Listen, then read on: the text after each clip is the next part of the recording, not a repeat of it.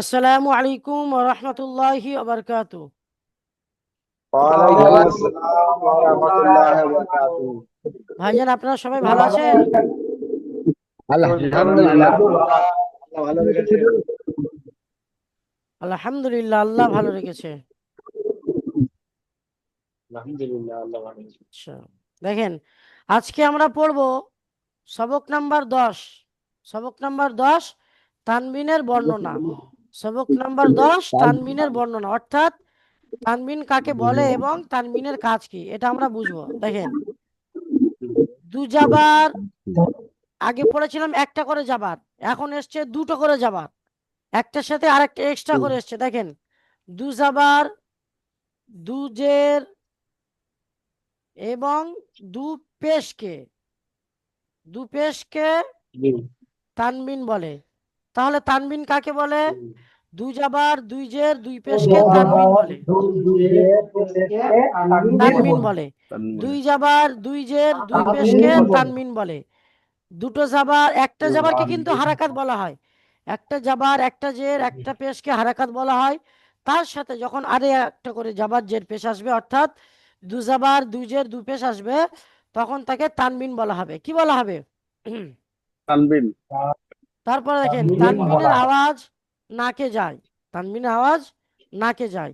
যেমন এখানে দেখছে, দেখেন, বা দুই জাবার বান, কি আছে? বা দুই জাবার বা, দুই জাবার বান, বা দুজের বিন, বা দুই পেশ বুন। প্রত্যেকটা আওয়াজ দেখেন নাক থেকে উচ্চারণ হচ্ছে, বান, বিন, বুন।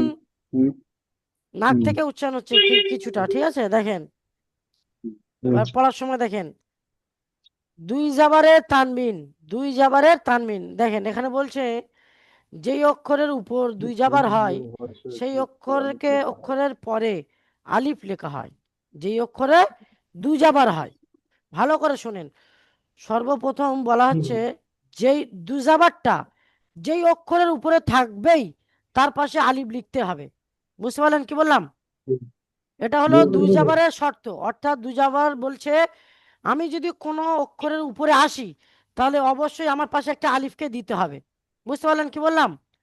সহজ ভাষায় বলা হচ্ছে যে দুই জাবারের মানে একটা চাহিদা কি, যে আমি যদি কোনো অক্ষরের উপরে আসছি তাহলে আমার আগে যেন একটা আলিফ থাকে। বুঝতে পারলেন কি বললাম? হ্যাঁ, তো এখানে বলছে, যে অক্ষরের উপর দুই জাবার হয় সে অক্ষরের পরে আলিফ লেখা হয়। অক্ষরের পরে, বুঝতে পারলেন? যেমন দেখেন, হামজা আলিফ দুই জাবার আন, বা আলিফ দুই জাবার বান। দেখেন, বায়ের উপরে দুই জাবার আছে, কিন্তু বায়ের উপরে দুই জাবার আছে, কিন্তু এখানে তো এই দুই জাবারের পরে একটা আলিফ লেখা আছে, দেখতে পাচ্ছেন? দেখতে পাচ্ছেন তো? তারপর দেখেন, তা আলিফ দুই জাবার টান, সা আলিফ দুই জাবার সান, জিম আলিফ দুই জাবার জান, হা আলিফ দুই জাবার হান। দেখেন, প্রত্যেকটা অক্ষরের উপরে দুই জাবার আছে, আর দুই জাবারের পাশে দেখেন একটা করে আলিফ লেখা আছে, দেখতে পাচ্ছেন তো? জি ভাইজান, দেখেন, তারপরে খ আলিফ দুই জাবার খন, দাল আলিফ দুই জাবার দান, জাল আলিফ দুই জাবার জান, র আলিফ দুই জাবার রন, জা আলিফ দুই জাবার জান। এখানে ইজরা কেমন হবে? জায়ের উপরে দুই জাবারকে তানবিন বলা হয়। কি বলবেন? হ্যাঁ, ব্যাস এইটুকুই। সিনের উপরে দুই জাবারকে তানবিন বলা হয়। শিন দুই জাবার শান, শিনের উপরে দুই জাবারকে তানবিন বলা হয়। সদ আলিফ দুই জাবার সন, সদের উপরে দুই জাবারকে তানবিন বলা হয়। বদ আলিফ দুই জাবার বন, দদ আলিফ দুই জাবার বন, দদের উপরে দুই জাবারকে তানবিন বলা হয়। ত আলিফ দুই জাবার তন, তয়ের উপরে দুই জাবারকে তানবিন বলা হয়। জ আলিফ দুই জাবার জন, জয়ের উপরে দুই জাবারকে তানবিন বলা হয়। বুঝতে পারছেন ভাইজান? তারপর দেখেন, আইন দুই জাবার আন, ওয়াইন দুই জাবার গন, ফা দুই জাবার ফান, অফ দুই জাবার কন, কাফ দুই জাবার কান, লাম দুই জাবার লান, লাম আলিফ দুই জাবার লান। এখানে প্রত্যেকটা অক্ষরের সাথে একটা আলিফ আছে। মিম আলিফ দুই জাবার মান, নুন আলিফ দুই জাবার নান, ওয়াও আলিফ দুই জাবার ওয়ান, হা আলিফ দুই জাবার হান, হামজা আলিফ দুই জাবার আন, আর ইয়া আলিফ দুই জাবার ইয়ান। বুঝে আসলো? দেখেন এখানে প্রত্যেকটা অক্ষর ভালো করে দেখেন, এটা শুধু দুই জাবারের ক্ষেত্রে হবে। যখনই কোনো অক্ষরের উপরে দুই জাবার হবে, অবশ্যই অবশ্যই তার পরে আলিফ লেখা হবে। বুঝতে পারলেন? জি হুজুর। হ্যাঁ। আচ্ছা, তারপর দেখেন এবার দুজের, এবার পড়বো দুজেরের উদাহরণ। দেখেন এখানে দেখেন দুজের কি বলছে, দুজেরের তানবিন, অর্থাৎ দুজেরে আসলে কেমন পড়বেন দেখেন, হামজা দুজের ইন, বা দুজের বিন। এখানে কিন্তু দুজেরের ক্ষেত্রে দেখেন আলিফের আগে কোনো আলিফ নেই, বায়ের আগে কোনো আলিফ নেই, আছে কি? না না না। না, এটা শুধু কখন হবে, যখন দু জাবাত থাকবে তখন আগে একটা আলিফ আসবে পরে, আর যখন বাকি দু জেদ বা দু পেশ থাকবে তখন আলিফ আসবে না। আর এখানে ওই যেটা ওই একই হবে, বায়ের নিচে দুজের, দুজেরকে তানবিন বলা হয়। বুঝে আসছে? জি। দেখেন তা দুজের তিন, সা দুজের সিন, জিম দুজের জিন, হা দুজের হিন, খ দুজের তিন, দাল দুজের হলুদ লাল কালো। দিন, জাল দুজের জিন জিন, র দুজের জিন রিন, জা দুজের জিন জিন, সিন দুজের জিন সিন, শিন দুজের শিন, সদ দুজের সিন, ওয়াদ দুজের উইন, ত দুজের তিন, জ দুজের জিন, আইন দুজের ইন, গাইন দুজের গিন, ফা দুজের ফিন, কফ দুজের কিন, কিন, কাপ দুজের কিন, লাম দুজের লিন, মিম দুজের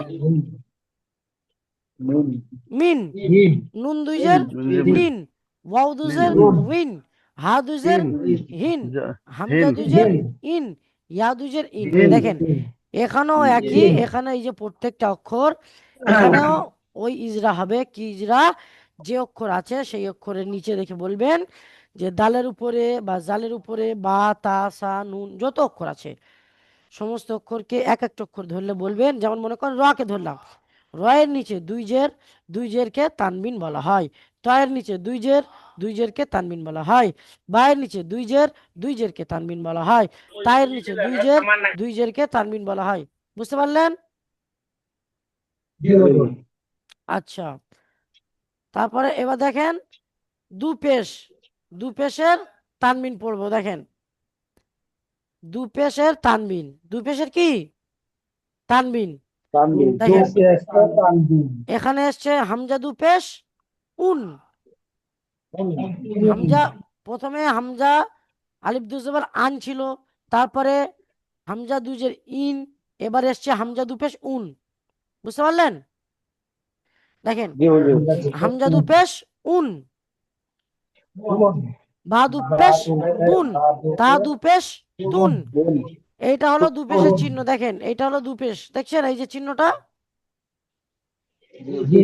এইটা ভালো করে চিনে রাখবেন, ঠিক আছে? এটাকে বলা হয় দু পেশ। সা দু পেশ সুন, জিম দু পেশ চুন, হা দু পেশ হুন, খ দু পেশ খুন, খান নয় খুন, দাল দু পেশ দুন, জাল দু পেশ জুন, র দু পেশ রুন, জার জা দু পেশ জুন, সিন দু পেশ সুন, শিন দু পেশ শুন, সদ দু পেশ সুন, দ দু পেশ দুন, ত দু পেশ তুন, জ দু পেশ তুন, আইন দু পেশ উন, গইন দু পেশ গুন, ফা দু পেশ ফুন, কফ দু পেশ কুন, কাফ দু পেশ কুন, লাম দু পেশ লুন, মিম দু পেশ মুন। বুঝে আসলো? তারপর দেখেন নুন দু পেশ নুন, ওয়াও দু পেশ উন, হা দু পেশ হুন, আইন দু পেশ উন, ইয়া দু পেশ উন। প্রত্যেকটা আওয়াজ হামজা দু পেশ উন আর হামজা দু পেশ উন আর ইয়া দু পেশ উন।